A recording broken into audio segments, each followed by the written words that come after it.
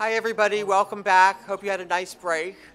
It's my privilege to introduce our second panel, or the topic of the second panel, which is professionals' perspective on supported decision-making, including psychiatry, psychology, and social work. So let me turn it over again to Ben Carey. Thank you.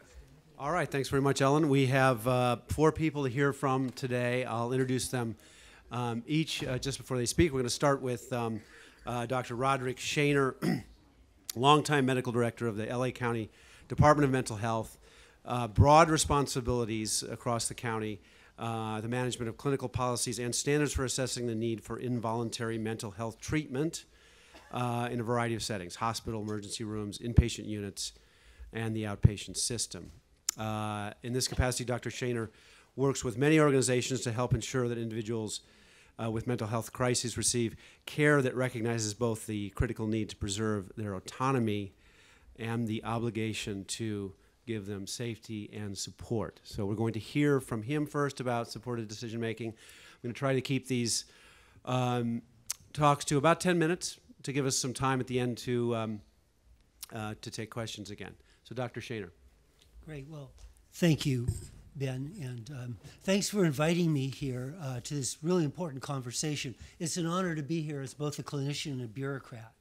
So as a clinician, I'm going to present a case, and as a bureaucrat, I'll go on endlessly about its policy implications. Not really. But now, this is going to be a difficult case. It's a case because, as Dr. Sachs, I think, noted earlier, stigma is best conquered by human faces. So this is a case, but as I said, it's a difficult one, but it's cases like this that are likely to drive policy that will apply to all people. So 3 Tuesdays ago, Tuesday is important because that's when the Board of Supervisors meet in every county across the country. So 3 Tuesdays ago, the LA County Board of Supervisors passed a new motion that directs our county council to work with the Department of Mental Health to re-examine all state mental health laws for purposes of finding more effective ways to help homeless individuals with severe mental illness get treatment and suggest possible amendments to these laws. And they gave us 45 days. So, got to leave right away. We might ask for an extension. A lot of these laws people are talking about directly determine what clinicians do. Clinicians at the front lines know the necessity of autonomy in forwarding true recovery and quality of life. And yet, the machinery of our system currently neither reliably supports autonomy nor provides an effective alternative. So I'll focus on some of the challenges that clinicians face in participation in supported decision-making for people with serious mental illness who might meet state definitions for involuntary care. Before I was a bureaucrat, I spent 20 years in the psychiatric emergency service at USC, so I know firsthand the terrible problems and extraordinary potential of people with severe mental illness. Later, as medical director for LA County, I play another role. In California, oddly, the state delegates many functions regarding involuntary care to the county mental health agency, and the management of a number of these functions is within Office of Medical Director. When people are in critical situations, they often call my office directly or get referred there, and sometimes our office can help with facilitating good outcomes, and regardless, we certainly have day-to-day exposure to systems issues pertinent to supported decision-making. So here's a case. A few details are changed, but it's pretty accurate. There are many other cases like this. But in this case, this is Mr. A.B., 35-year-old male with a 15-year history of literally scores of involuntary psychiatric hospitalizations engendered by disorganized and dangerous behavior, episodes of confusion, disorientation, occasional paranoid delusions, sometimes doing things like breaking into personal residences to take food or go to sleep, taunting gangs of youths with racial remarks in dangerous parts of town, living for extended periods on the street, eating scraps, wandering in traffic. Often there's medical hospitalizations due to physical assault or malnutrition or liver damage. He has periods of heavy alcohol abuse and possibly other substances. He's been diagnosed with the usual plethora of psychiatric terms, everything from brain damage, and they're not mutually exclusive, brain damage from childhood seizures, bipolar disorder with psychotic features, alcohol use disorder. There's no treatment that has been clearly effective in ameliorating his behaviors, including a broad range of medications and psychotherapy. However, his compliance with all forms of treatment has been minimal. But here's another issue. Despite this history and what you might think, when stabilized, Mr. A.B. presents as an articulate, thoughtful, and intelligent person who desperately wants to maintain his dignity and his autonomy. He freely admits to saying anything necessary to be released from involuntary detention in psychiatric units, and he understands his legal rights well.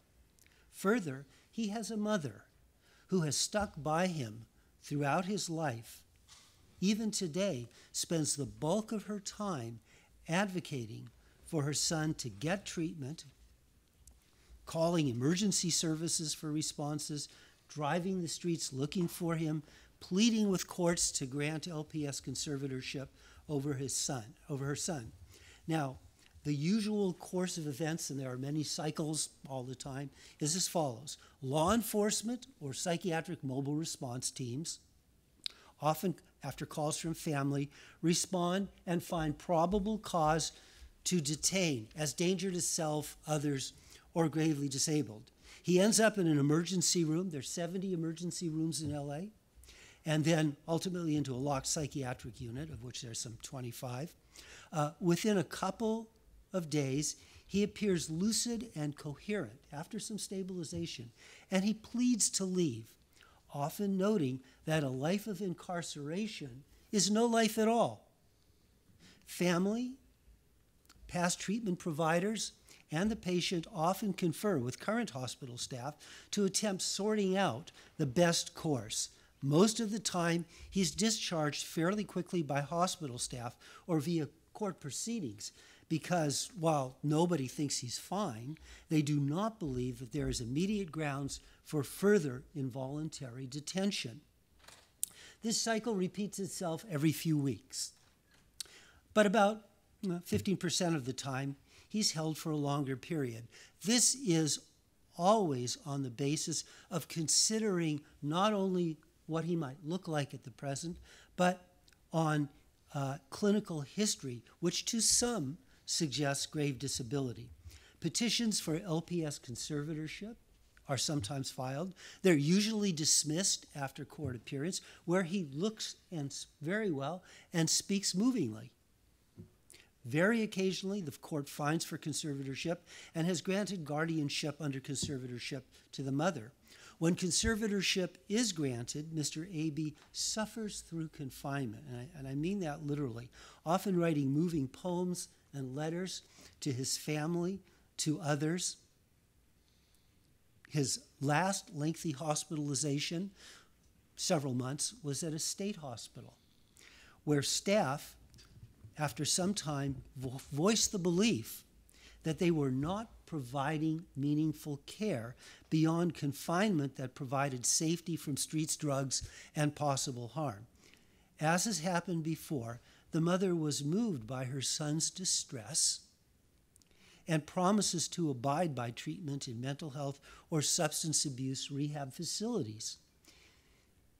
She approved discharge to a rehab facility, and within hours, the patient was back on the streets, and literally as of last night, the mother was calling desperately to police and to DMH after hours for help in getting her son care.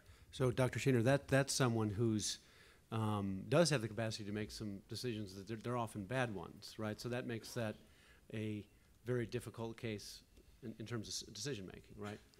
Yeah. And yet can articulately say, these may be bad decisions to you, but I think it would be a bad decision to spend my next 35 years locked up. Yeah. It's a tough thing.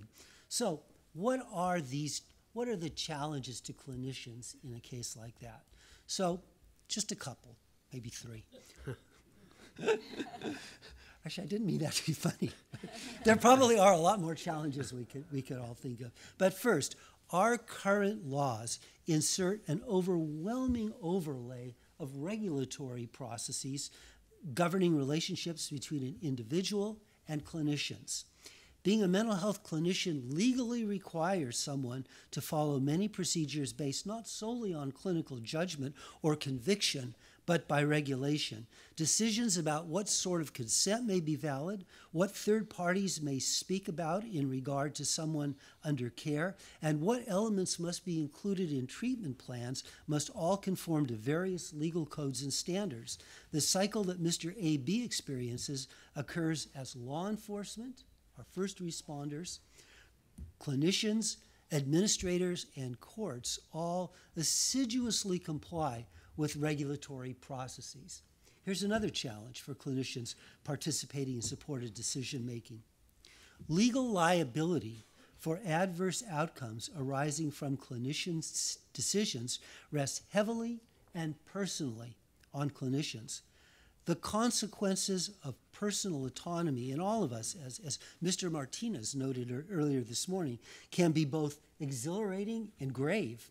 But to the extent that adverse consequences of that exercise are made the responsibility of another party, that other party will be more hesitant to encourage decisions that might have danger.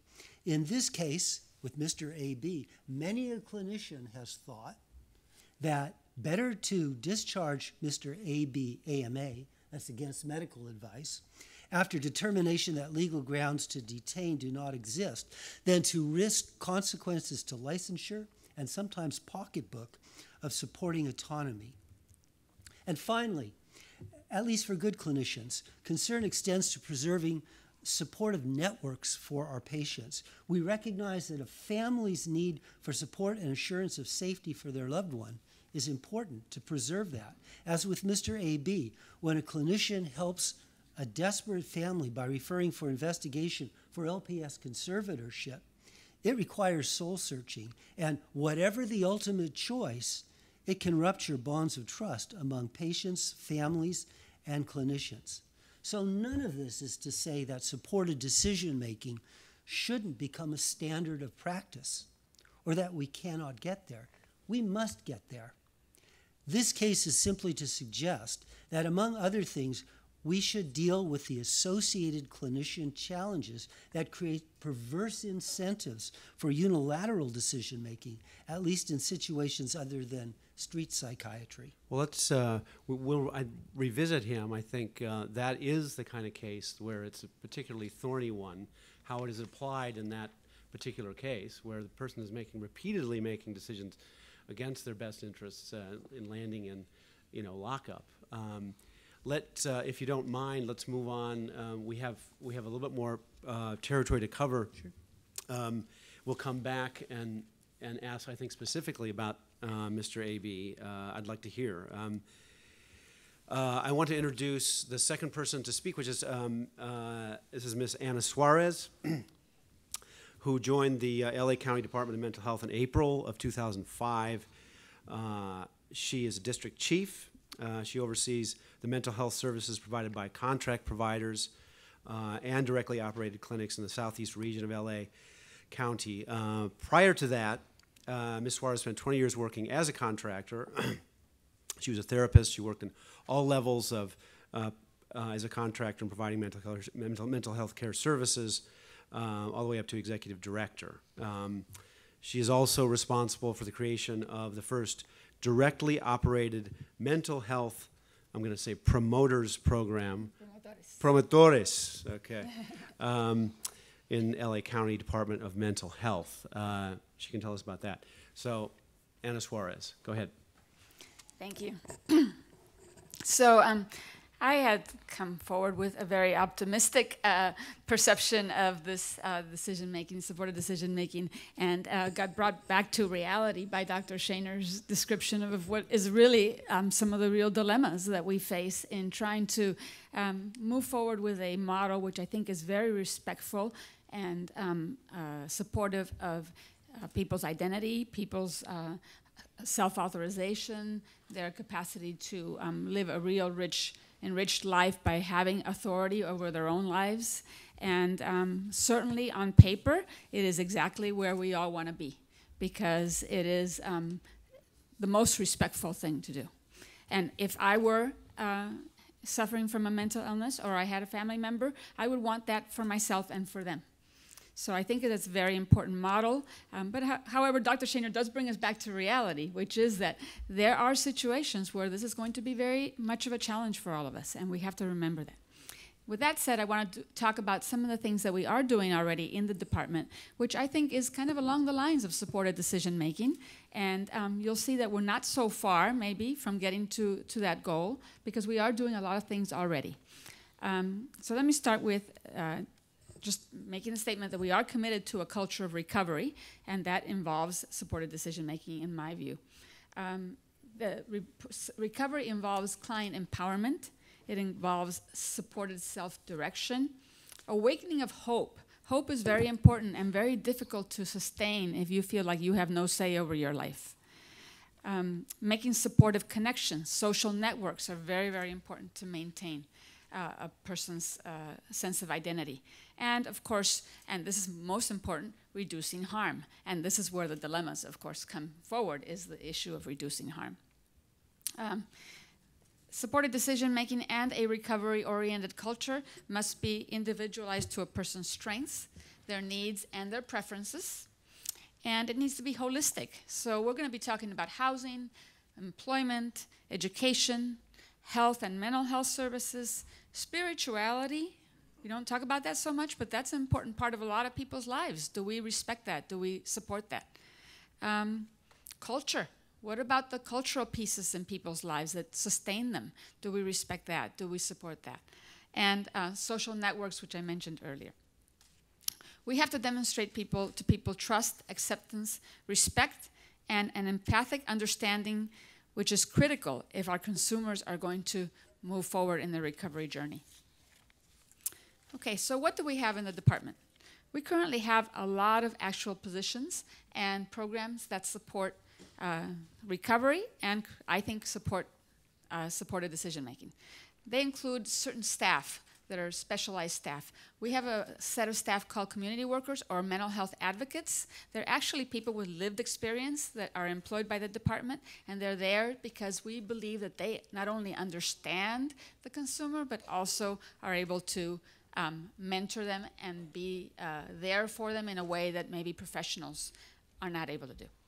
So we have those. We have parent advocates for people like Mrs. King, so that there should be other parents that guide and help parents that are in the throes of helping their children. So we have parent advocates that are hired as part of the department. We have people called supported employment workers. They actually help people get employed when they want to be employed, and why not? If they want to be employed and that adds quality of life and that adds a sense of purpose, then everybody that wants to be employed should be employed, and we really support that. So that is kind of a direction we've been going on recently. Housing navigators, again, people need to be safe, first and foremost. So if they're in the street and they're homeless, they're not so safe. So housing is an important part of our navigation efforts that we do. And then we have health navigators.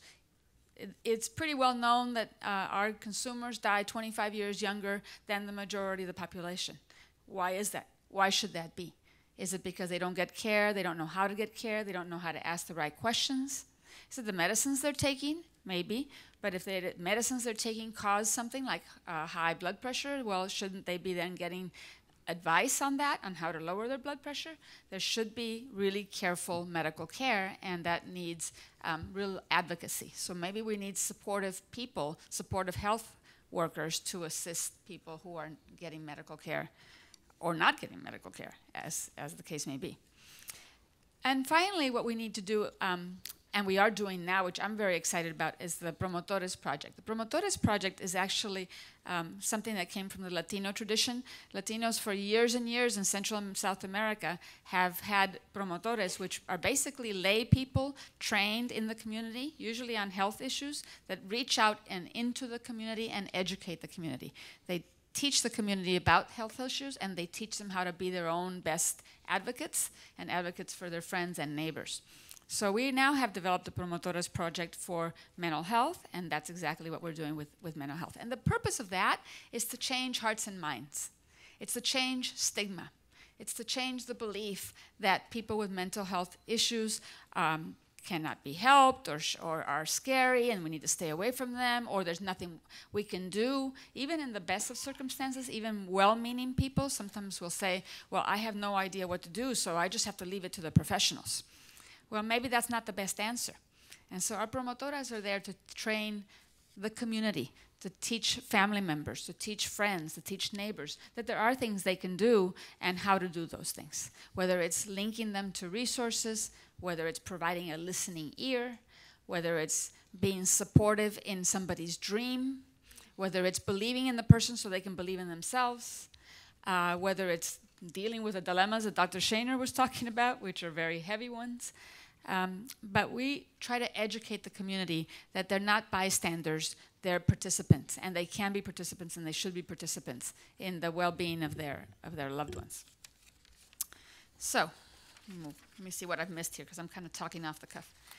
The Promotoras model has been used quite extensively, actually, in areas other than mental health. Health, in particular, has had a lot of promotoras over the ages, but also in housing agencies, they use promoters. You know, promoters is, I guess, the English word for promotores.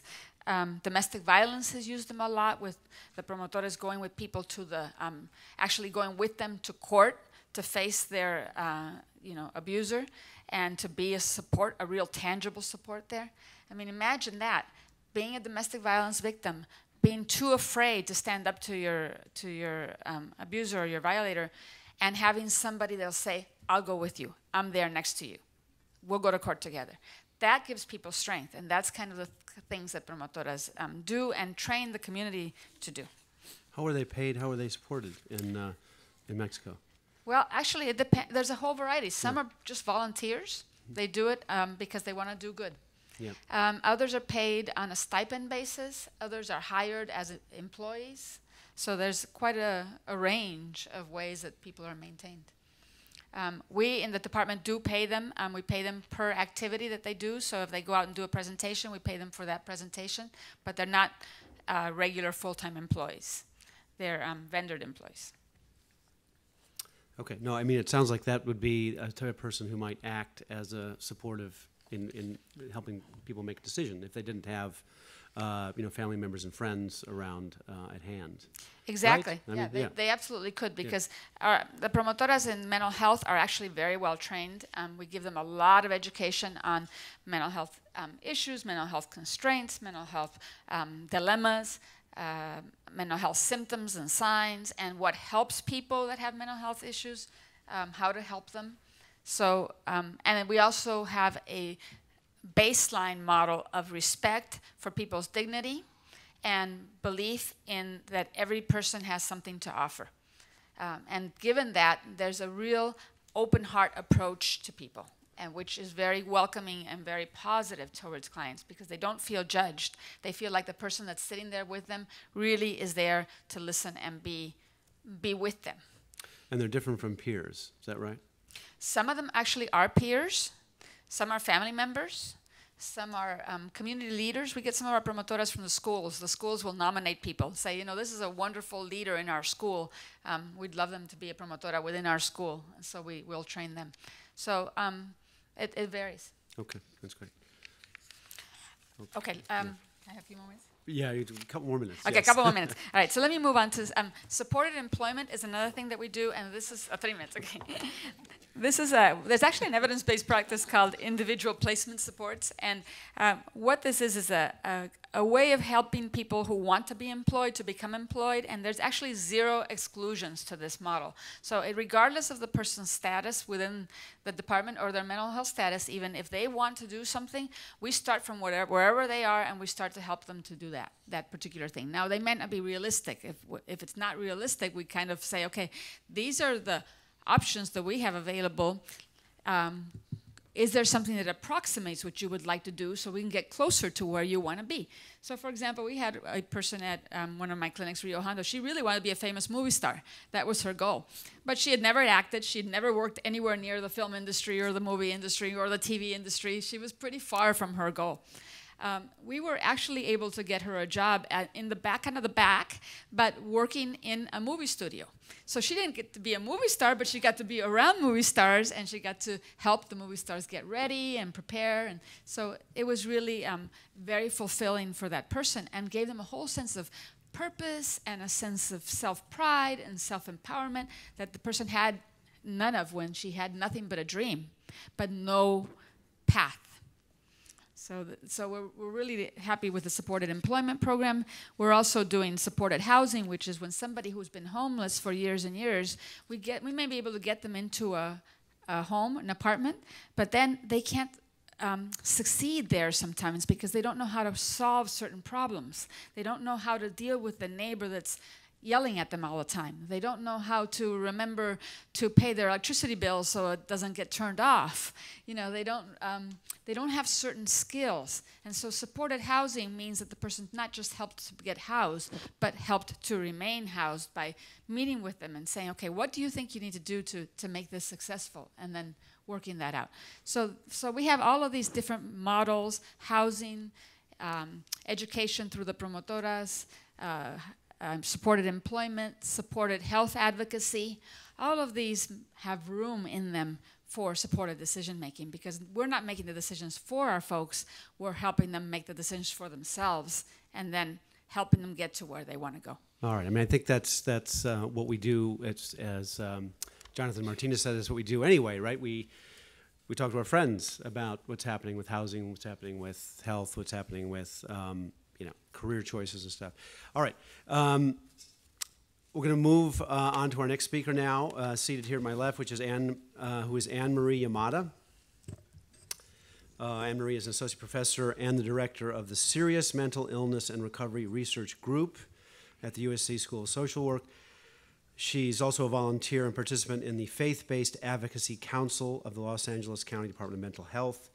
One of the focuses of her research is to explore the capacity of religious communities to provide supportive mental health services for people with serious disorders like schizophrenia. And so Anne-Marie's going to talk about sort of how supported decision-making fits in with some of her work. Thank you. And with research in general, so I'm really honored to be here. I was really flattered when Dr. Sachs asked me to be on a panel of professionals. It took me a minute to figure out that, wow, she thinks researchers are professionals. How about that? That's pretty cool. So even on the university campus, researchers don't always have the best reputation.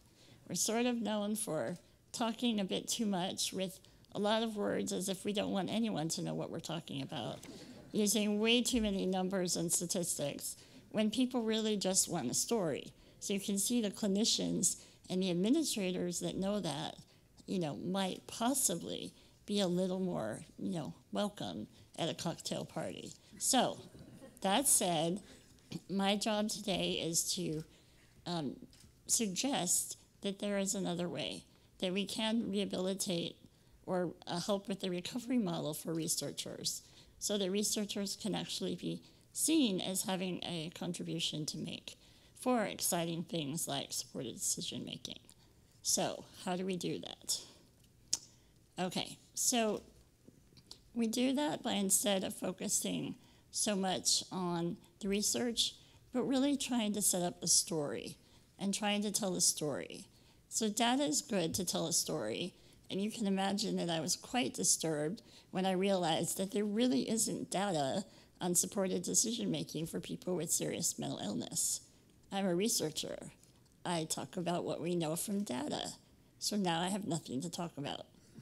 So after I recovered from that moment of panic, I realized that while we're at the beginning of the story that Dr. Sachs is just starting to write, we actually do know a lot from other books. So it's like we have the prequels ready to support what's in process now. So what is it that we know particularly? Well, one thing we know is if you ask people with schizophrenia, hey, do you want to be involved in making decisions about your own health care? Guess what? They overwhelmingly say, yeah, I do. And I found it kind of sad that my colleagues had to do that study and actually have the voice of people with schizophrenia represented, but sometimes that voice is just missing. And so we do need to use research to give a voice to people that sometimes don't. We also know that research in terms of services has not always shown a pretty picture of what we're doing. Okay, so what we learned from research was that a lot of the services out there, and we'll say, oh, not LA DMH, of course, right? But in general, a lot of services tend to offer things to train people, to help them prepare. So not what Ms. Suarez said, let's go out and support you in working and living in the community. Let's train you to do that. So we're going to put you in groups to learn how to have a job. But we never actually get around to helping them get a job.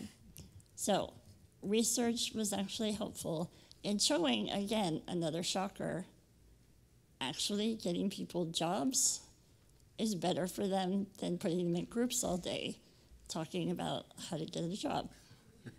Research. What would we do without it, right?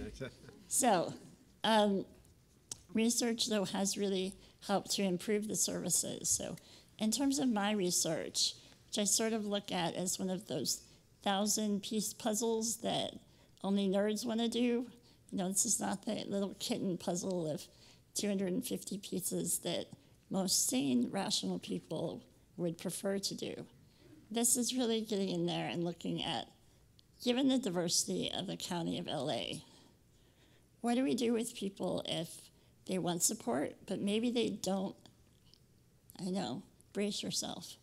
What if they don't want to use the county services? Whoa. I know.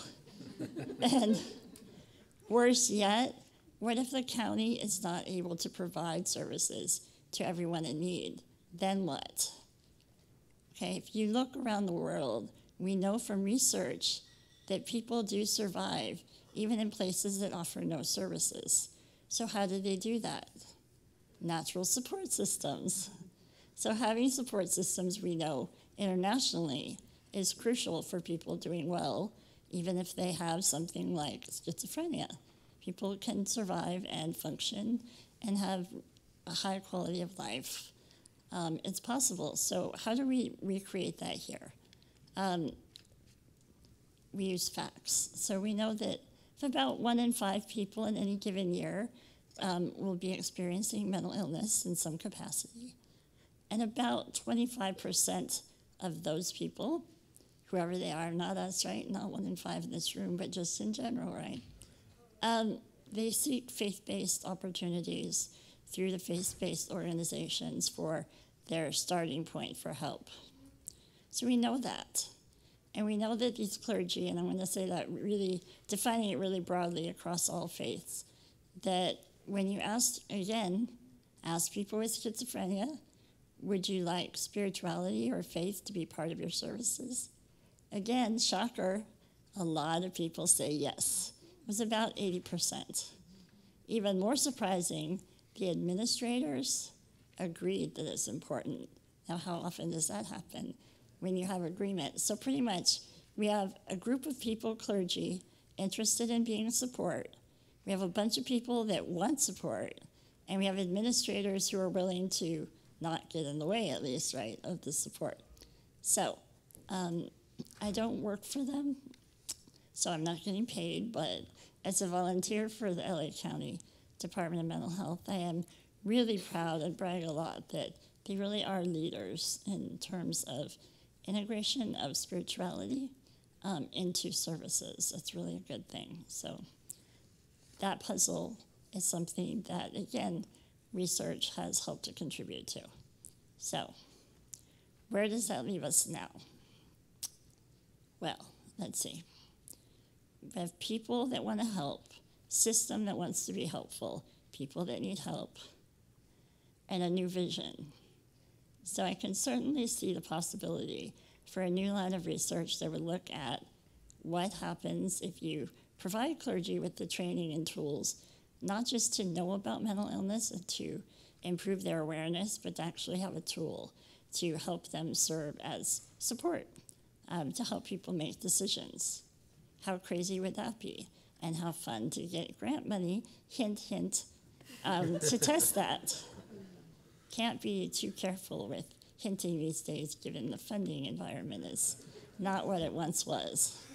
So, what else for my time is up can I say to you, if I haven't convinced you yet of the value of research? What I can say is that the way Dr. Sachs is going about doing research should particularly excite everybody, because this is not an after the fact. She's not calling someone after she develops everything and saying, hey, show how this works. No, research is included from the beginning, probably in part because she's also a researcher, which is awesome, right? So, but because it's from the beginning, research can actually be a tool to help deal with the challenges that pop up along the way and to help troubleshoot. It also really another advantage, I guess, of your work is that it's collaborative. So Dr. Sachs is not sitting in her office in the law building saying, what should we do, and designing it. She's actually out talking to people and working with a bunch of different folks. And that's really the way research for complicated problems needs to be done. The days of sort of sitting in an office are gone. That's just not an effective way. So, okay. Well, I think you've persuaded me, and I bet a lot of people in this room, and certainly Ellen is behind this. You need data to make the case that these are good ideas. Otherwise, they may be bad ideas. Yes. And it's sad that we need to prove that sometimes. That's right. We sometimes do need to show that. And pastoral counselors, I know this because of a colleague of mine did a big story on them, handle an enormous number of people with serious mental health issues. And it's 24/7 kind of job. I mean, they're down there in small towns and getting consulted on all kinds of stuff. They don't have particularly good training, and they're not making the big bucks. They don't pay them, baseball player money. Okay. That's true. I'm going to move, segue, as it were, to our fourth speaker. Appropriately enough, is a psychologist, a clinical psychologist, Kimberly Finney, and she's also a clinical associate professor at USC School of Social Work. Kim is a retired U.S. Air Force officer. Her final assignment was flight commander of the mental health clinic at Los Angeles Air Force Base, where she was responsible for the delivery of services and family advocacy and substance abuse services to 8,300 beneficiaries there served by the clinic. During her time in the military, Dr. Finney was one of few credentialed psychologists who had prescribing privileges. So she was prescribing medications. Of course, that's a big and controversial issue, sort of state by state. And she has treated over 30,000 service members and their families. She also currently keeps a clinical practice where she treats veterans who have experienced trauma while serving their country. And so, without further, blah blah from me, that's Dr. Finney, and she's going to talk about this from the point of view of being a clinical psychologist who treats people. Go ahead. Hello. Yeah. And thank you all for being here. So what I'll do is talk about the width and depth of human behaviors and provide an overview of assessment processes. Then I'll draw your attention to the restrictive nature of our service delivery systems and invite you to listen from a big sky perspective, because I really do believe that part of our society has been hijacked by exclusionary traditions and nostalgia that we must immunize ourselves against. So to start, I'm going to share words written by Frederick Douglass over centuries ago, but still relevant.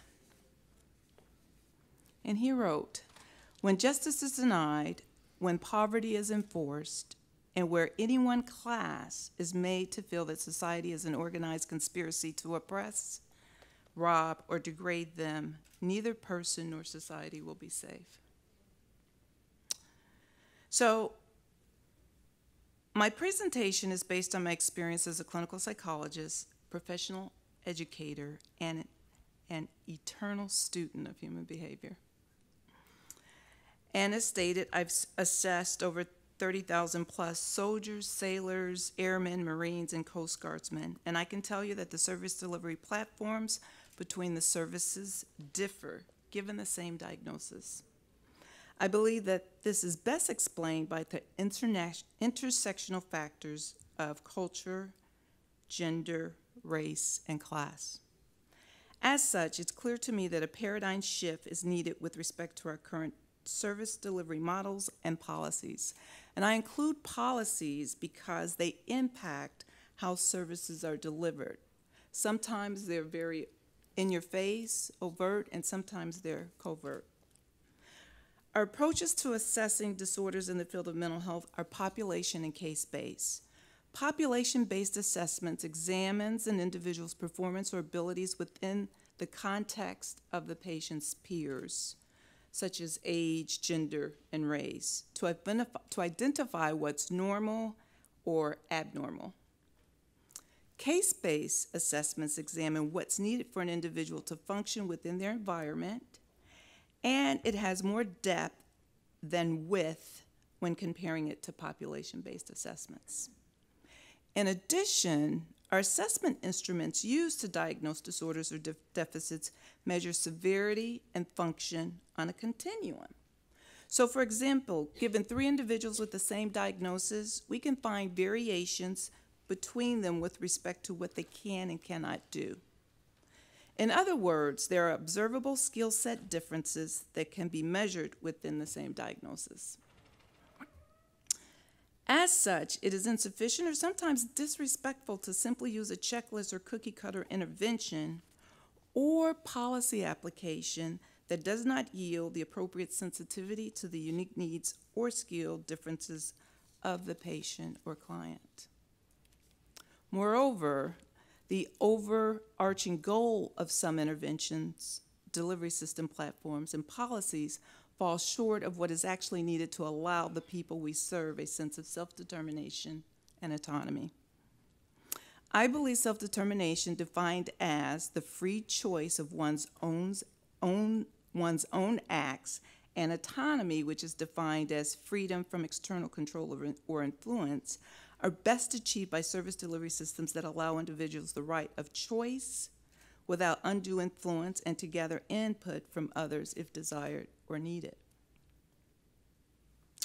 I've assessed service members and offered them treatment related to their diagnosis, but they sometimes elected not to go into treatment because their supervisors did not support it, or declined treatment because it would negatively impact promotion opportunities. Now I'd like to pause very briefly and tell you about a military couple who we will call for this discussion Alice and John. They're a Caucasian couple, to further illustrate my points regarding self-determination and autonomy. Alice's husband, John, held a very high and powerful position in the community. And I met Alice in December of 2012, approximately 1 week before December 21st. Now, for some of you, this date may sound familiar because this date was known as Doomsday and marked as the last day of the Mayan calendar, which was thought to be the day the world would end. For some, the coming of this day was filled with anxiety and excitement marked with anticipation. For others, it was just another day or seen as a hoax. But for Alice, it was truly the end of the world. It was the day that she would lose her family and everything she loved about life. John, her loving husband, did everything he could to console her, convince her, and support her, but was having very little success. And the situation was growing more intense each day. He was beginning to feel he could no longer manage the situation and resolve Alice's belief that the world was coming to an end. At that point, he reached out. We spoke for about an hour, and I asked him to come in for an appointment with Alice. However, Alice resisted and initially declined the offer, saying, "I'm not crazy." But John convinced her, and they both came to the clinic the next day. It was reported by John that Alice was eating, bathing, and dressing herself, but required gentle nudges from him. However, Alice was not sleeping. Her sleep was significantly disrupted. She denied any thoughts of wanting to kill herself, but she was committed to the thought of dying on December 21st. She was also experiencing unbearable fear and anxiety accompanied with episodes of insoluble crying. I offered Alice medication for sleep and she declined. However, Alice and John left my office with a clinical agreement to call me daily and to allow me to call them as well. I suggested this agreement so I could continue to monitor Alice. Alice and John had 2 adult children who were informed of their mother's condition, and I encouraged the couple to have them come to help support both Alice and John, and they agreed. Needless to say, the next few days became even more intense as December 21st approached, and the support structure was becoming fragile. Both Alice and John were reaching the edge, but for very different reasons. So at this point, a paradigm shift was needed. And to accomplish this, I offered a paradoxical intervention to John. And he was ready because at this point, all of his attempts to convince Alice that everything would be okay were not working. I suggested that he stop trying to convince her that everything would be okay and to support her by helping her pack, stock more food and water, collect blankets, and any other things to prepare for December 21st. When the adult children arrived, they too chipped in to help. Do you want to know what happened? Yes. Everyone was allowed to exhale. There was a drastic decrease in tension, especially between Alice and John, because now he was helping her. And of course, December 21st came and went without incident. My points, there are 2. There's a width and depth to human behavior, even within the same diagnosis, and their differences must be integrated in our delivery service. And 2, there are intersectional factors such as culture, race, SESS, and gender that range from a very thin to wide band, and these factors impact interventions, outcomes, and how service is delivered. For example, if John had been the patient, the outcome and interventions may have been very different due to his military culture, his status, and his position. In closing, a one-person approach as a decision-making authority or delivering a service based on a single theoretical-based intervention can be viewed as outdated, especially in the face of less restrictive and more collaborative alternatives as options. In the words of Atul Gawande in his book entitled Being Mortal, I quote, "Our reference for independence takes no account of the reality of what actually happens in life. And sooner or later, independence will become impossible with respect to us as individuals and aging." Oh, that's great. What a story. Really talk about a decision that would be sort of hard to support. That is the belief that the world was going to end, in a few days. Again, it's harder to support that than choice of a shortstop on the All-Star game list, for example, and change the whole the whole reaction to the treatment, really. I mean, it reminds me of a story I did years ago in Norway where the hospital had set up a clinic for hypochondria. They didn't call it that, but the people come in and they would be treated, okay, you have cancer, let's go look for it, you know, and that changed the whole interaction.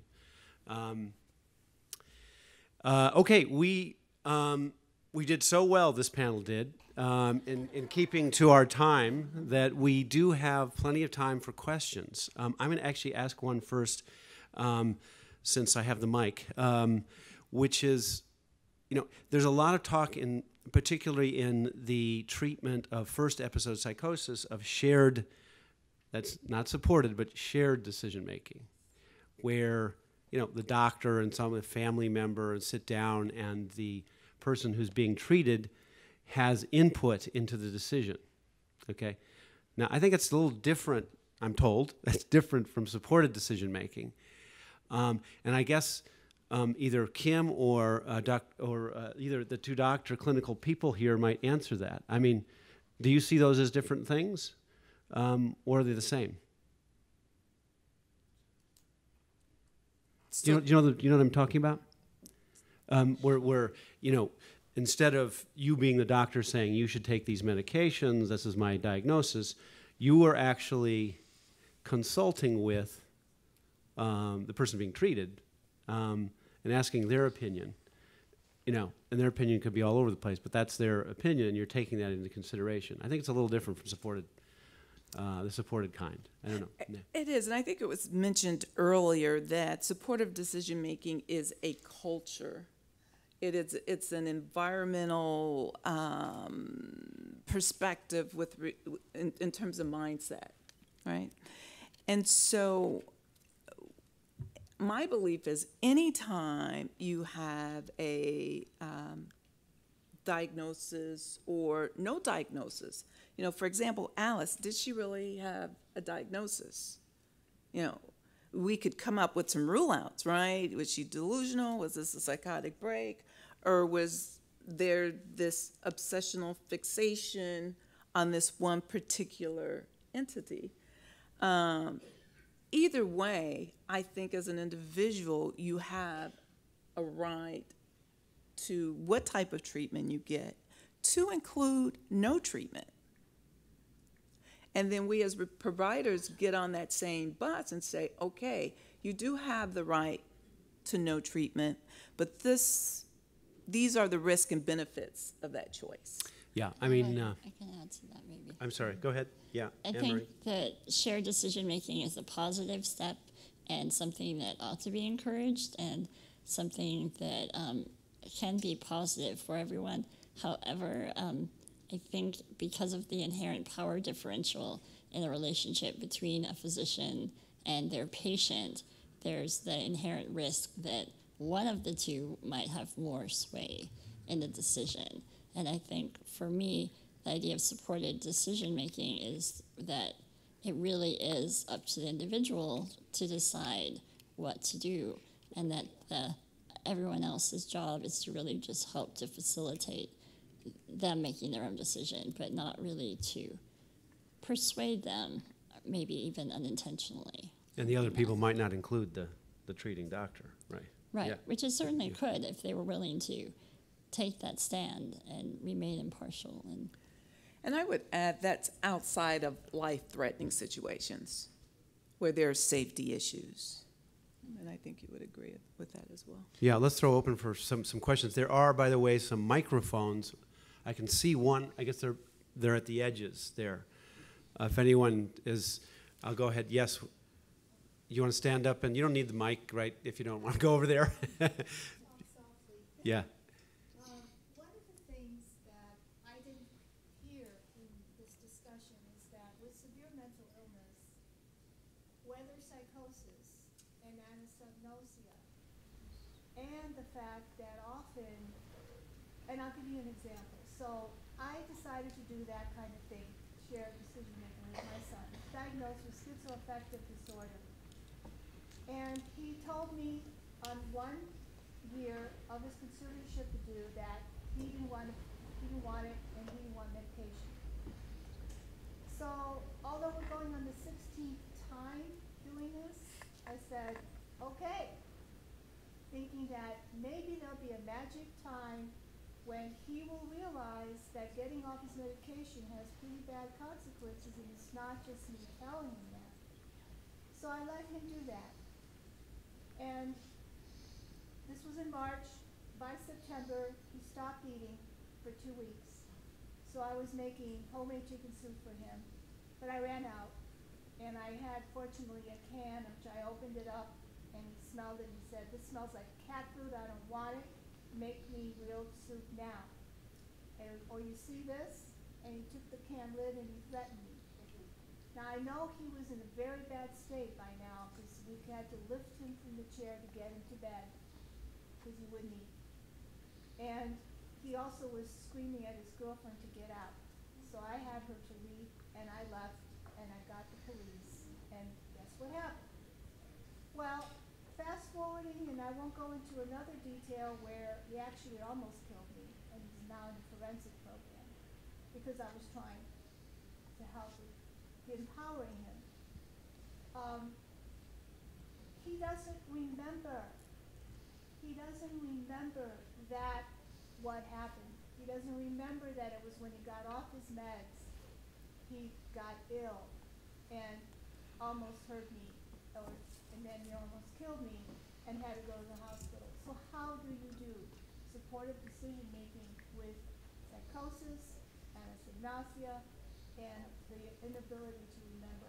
Please tell me. Yeah, that's the critical case, isn't it? That the person has no insight that they're sick, they refuse to take medications, they can get unpredictable and dangerous when they're off medications. They do better on them. How do you support that? How do you support those decisions? I don't know. I don't know the answer to that. Maybe Dr. Shaner, you want to take a swing at this? Yeah. Sure. So insight is sometimes a difficult thing to measure, except for me. The degree to which you agree with me represents your level of insight. But I think for that reason, it's a little bit dangerous. Anosognosia was a medical term, mostly from the last century, that talked about certain brain lesions where if you had a lesion that made it impossible to move your hand, a stroke, you actually didn't recognize it was your hand, that sort of thing. Or a person with anorexia nervosa not recognizing that they're very thin. It has more recently been popularized as a term to describe lack of insight about a severe mental disorder, which can lead in some people's fears to the Kafkaesque idea that the more you don't recognize you're sick, the more it proves how sick you are as a diagnostic entity. I think what ultimately we have to do, and I think we do in the department, is each person is different. And insight has to be determined not by the presence of a diagnosis, but by what one sees clinically. And very importantly, and this is unclear in the courts right now, and there are a number of bills moving through the legislature and a couple that were recently passed that tries to codify consideration about clinical history, giving some evidence as to whether or not there is sufficient recognition and memory of things that have occurred in the past. So what do you do in this case then? So in a case, I would speak for, I think a mother might be the best person to decide what to do in the immediacy. But what does happen is that if there is acute danger, then the police, law enforcement, first responders are trained to determine if there's probable cause, and in this case, sounds like there was, to detain for safety. And then after that, make determinations about treatment. For instance, in this case, and then I'll stop. Once that person might be detained, that doesn't necessarily mean they can get other treatment, including medication against their will. And then one has to assess whether or not there is grounds, and a court decides this, as to whether or not to continue with treatment once safety is at least temporarily achieved. Right. I mean, it sounds like we can all talk about supported decision making or shared decision making, but in cases like this, these ideas don't apply so well. I mean, this is a case where the decisions are continuously bad and they lead to dangerous behavior, and these are the people that they have these huge debates about involuntary treatment. I mean, it seems like an involuntary treatment case. Go ahead. Do you want to say something more? Yeah. Yes. The problems are severely compounded by the fact that in my son's situation was extremely successful before his illness hit him.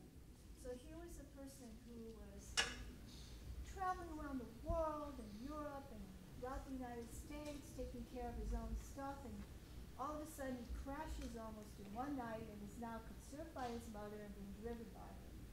So the elements of self-esteem and ego are still there. Yeah. They're still very powerfully there. And I want to empower him more than anything, so that I keep telling him, my goal and your goal is the same. I want you to go back to being independent. I don't want to have a kid at my age again in my own life. I want this for you. But there are voices in the head, and there are delusions, and he's thinking I'm an alien or something, and I can't communicate those things. Yeah. So it is, I would love more than anything if anybody could help me to learn this, but I just wanted to say that when there's self-esteem, and it's still in there, and that person is struggling to get back to what they were, but they see their mother is holding them back, you're in the line of fire. Yeah. Yeah. Conservatorship has its very bad effects in that way, because, and I really need to correct some previous things that were said about conservatorship. LPS is only for placement and treatment. You don't make financial decisions, you don't tell them how to dress, you don't tell them what to buy. You can do that. You can give them the power that way. But it's only for treatment. Thank you. Okay, sure. No. All right, let's take a few more questions. Go ahead. Yeah. Hi, I work for Texas Rio Grande Legal Aid, and we cover El Paso as one of the areas where we cover. There's statutory probate courts there, and so we have like tons of guardianships that have been placed over the years.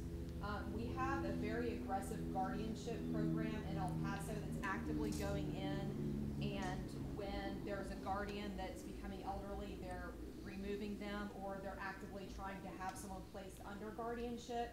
So we're going about it a number of ways. Obviously, one of them is litigation, but we have one doctor in El Paso that is highly favored by the probate courts, and he is open to listening, but I would like to know specifically what kind of arguments do you think might work for a medical professional to hear supports and services so that we can avoid some guardianships? Yeah, I think that's more of on the legal side. These are, this is the, yeah, no? I mean, I know the legal stuff. Okay. The doctor is the one that we have to persuade. I so see. like he's going to go and give testimony in the court, and the judge really listens to this doctor. I see. So what I'm wondering is, if I'm dealing with him on a personal level, Right. what are the kinds of arguments that a medical professional would hear to be persuaded All that right. this is even possible? Yeah, all right. Who wants to take that? Do you want to take it, Kim or Roderick? Well, I'll start for California. It's probably different in every state, and I'm certainly no attorney. But in California, there is probate and there is LPS conservatorship. I'll stick to LPS for the moment because that's, I think, focused on what we're talking about today regarding treatment decisions regarding mental health and such. And the only criteria for LPS is grave disability, not danger to self and not danger to others. It's solely grave disability. And for a mental health provider to testify, they must believe, and they have to attest and sign an affidavit that they believe that person is unable to provide for food, clothing, or shelter. And so having evidence of that's important. But where it becomes ambiguous is what kind of food, clothing, or shelter, which is one of the things that we're working on now. Does that mean if you know that you can get food from a trash can, or that you can take shelter in a bus or a subway, that is shelter? Or does it mean shelter, food, clothing, or shelter in a way that assures physical safety and such? So to the extent that clinicians feel they have a strong case that that person can provide for food, clothing, and shelter, that's what they feel comfortable testifying to. Okay, I don't know if that answered you. Yeah. I can sense that Jonathan is itching to address the issue of lack of insight and supported decision making. We have a couple minutes. You're going to have to be brief, right? Is that what you wanted to address? Okay. So go ahead and then we'll take another question. Oh, okay. I do. Okay. Oh, I'm sorry. I'm going to let you, Jonathan. Can you take a seat for me? And I'll let you address it. I know you're ready. Okay. Let's take a couple more questions and then I'll. Okay. Go ahead. Yeah. Can you hear me? Oh, I can't really hear. Go ahead. No? Okay. Okay. Now, yes, we can now. Okay. Yeah. Brenda Wewell, I'm here with the university's initiative on homelessness, but I've worked in the mental health system in the past, and my question has to do with how you really create that partnership between the mental health professionals and the family members who want to participate. Because I've been working with the Alliance for the Mentally Ill and others, I've seen that sometimes what will happen is a parent will contact a therapist and say, I want to provide this information about the person, this is what's going on with them, and the therapist will say, well, I can't really talk to you at all about this person. I have to get a release from the person themselves, and that may take,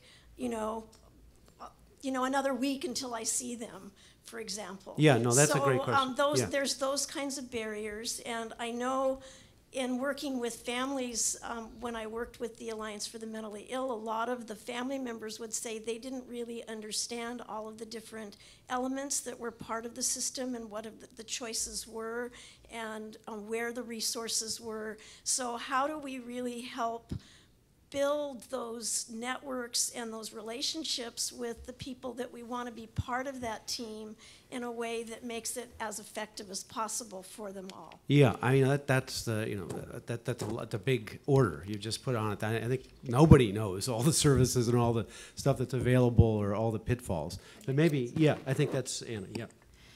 Yeah. First of all, I wanted to reference Mrs. King and her son because I think that they can give an answer to that question. That is, you start really, really early. Hopefully, if you know when somebody has an illness, that you develop that relationship and that trust to the very extent possible. And I understand that in some situations the illness itself interferes, but sometimes it doesn't. Sometimes it's an issue of trust and developing the belief that the family member is really there to be your support and your champion and your advocate, and not your person that is trying to control your life. And I think if that kind of relationship is developed, the client can certainly bring that relationship to their treatment setting and say, I want the involvement of my family. I want my family to be here. I want them to be in my sessions, or I want them to talk to the doctor or whatever. And so starting from the family unit and then moving up, rather than waiting till the person is ill and then trying to get the family in through the professional unit, is, I think, one way to do it. It's really getting the family to believe that they have a say and a role and a part in this person's recovery, and developing that trust and that relationship with their family member that allows them to feel the same way, that family member is there to help them and be their support and their advocate, not their inhibitor. Sometimes it's too late for that. They're in the system, and no one's prepared. Yeah. I'll just add, and I know the majority of the population that I've worked with have been service members and veterans, and they are a subpopulation, I think, of the larger population, but they were civilians first. And I've had 18, 19, 20-year-olds who have had their first psychotic break while in uniform. and stationed somewhere where they had no extended family. And when those situations occurred, the first thing I would do is ask, can I contact your parents? You're struggling, and get the approval right then and there to engage them. And They usually say yes? yeah. Yeah. I mean, sometimes a little convincing, because there's a line of collateral effects that occur just with someone stepping into a clinic for help. Yeah. But usually they say yes, and usually the parents come right away. And if there's money, they can't afford a trip, etc., connecting them with Red Cross, or they go out to extended families for funds to come, because they do want to be involved. Yeah. Yeah. All Most right. often. Let's take one more question, and then Jonathan, I'll let you speak. You're sort of a co-host here. Okay, go ahead, sir. Are you waiting? No, he's looking around. Okay, you go ahead. You, yes. I have a question and a comment for Dr. Shaner, because I know. Yeah. Oh, okay. I love these. So, okay, can you hear me? Yes. So I have a question for you, Dr. Shaner, and I don't know if you can address this.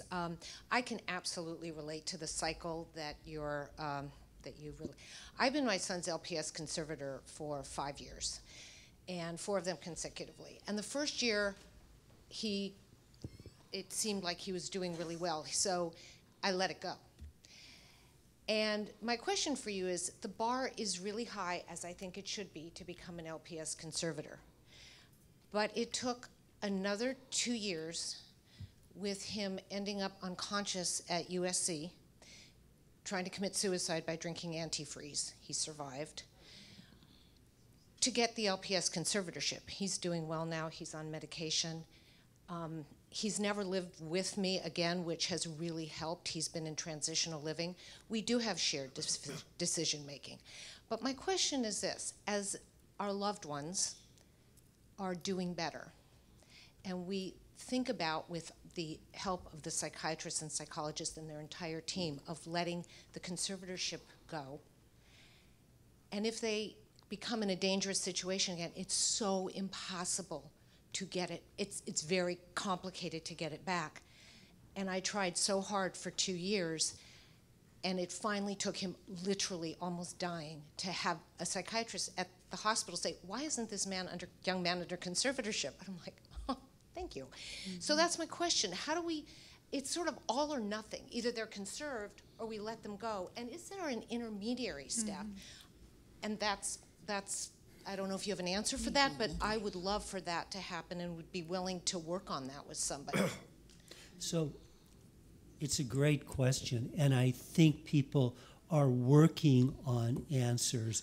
To be flippant, one might say LPS light, but really what this involves are assisted outpatient treatment where people can be in the community leading lives, but there is some control or some tripwire where if things are going wrong, people can more easily come back. It was based on Kendra's law in New York, and there are different laws in every state about this.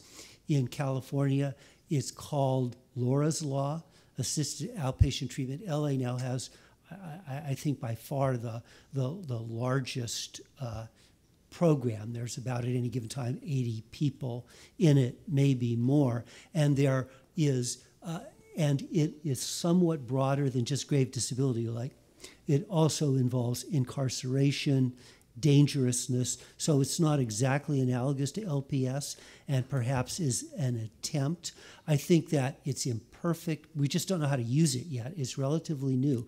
But I think as we get experience, and across states get experience in that, perhaps coupled with supported decision-making, shared decision-making, and other techniques, it won't be such an all or none thing. You're either locked in a locked IMD, Institute for Mental Disease, which is often a dilapidated place somewhere in town, or being out on the street, but maybe some more graded way of supporting people in doing the right thing. I think maybe that's one of the futures we might envision. Okay, you know, we're all, I think, thinking about lunch. I'm going to, I do want Jonathan, give him a chance to address how one might incorporate these supported decisions in someone without insight who, you know, who might be dangerous to themselves. So go ahead. Actually, Ben, I don't have an answer. Okay.